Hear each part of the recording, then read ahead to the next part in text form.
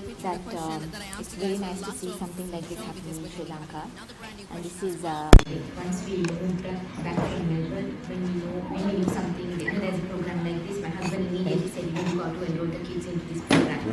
Because, knowing the kind of freedom they had there with schools and, expressing themselves and stuff, we found there was a deficit of that kind of thing in Sri Lanka, but this really lifted our spirits and we were like, let's just go for this. And I can tell you, like, in 3 of my kids, only 2 performed today, the other one will be performing the next Speakarnival because she's unwell. But my youngest one and my oldest one, I could see a big difference. And I really appreciate the way, Mr. Parvez, you've been teaching in classes, because I have witnessed you teach about 2-3 times. And it's not just you telling the kids, this is what you should do. It's rather you showing them like how it should be done. You giving them stories, and they really enjoy your stories. They come and talk about it at home. So it's you just giving them the way of talking about, telling a story and stuff like that. So that is a good method, and it's, and the kids, I have noticed the kids being so comfortable in class, getting to be so comfortable in class and expressing themselves openly. So they are able to, get to that change towards the end of the 2 months, because I could see the first video and the last video, I could see them expressing more because they're more comfortable with the environment around them. But I feel when it comes to a big audience, they get a little laid back compared to the classes, the videos in the classes. So that would be my one thing, like maybe you should work on that a bit more, with the more audience and stuff. And the second thing I would like to say is, I know not every kid, has the same amount of talent, and not every kid learns at the same speed. So among my 3 kids as well, I know, one of them takes a bit more time to be more comfortable, whereas the other 2 have done really well.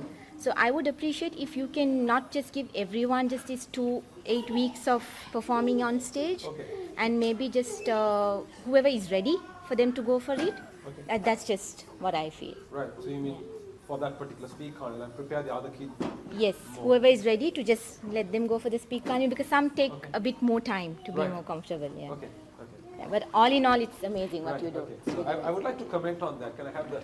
Oh, I have. Okay. Regards to your first concern, right, where the kids, the stage fear is still there. So I'll take a cue from your comment. So compared to the first performance, you could see a clear difference in their last performance. Like, there is a development in their self-confidence. But yes, still, they seem to be a bit anxious. So that is why we have divided this program into stages. So in level 2, the difference will be vaster, right? Because we put them here, like now it's the deep end, right? The real stuff is here.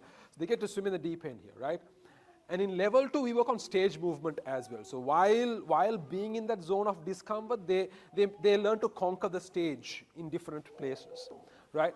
So once that is done, we get to the hardest part of public speaking, which is impromptu, right?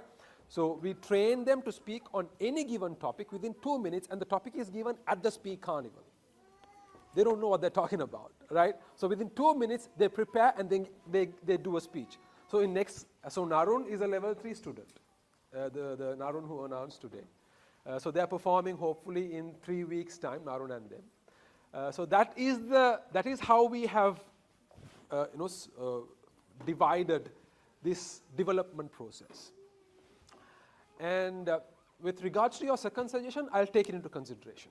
I'll definitely take it into consideration. Thank you so much for that.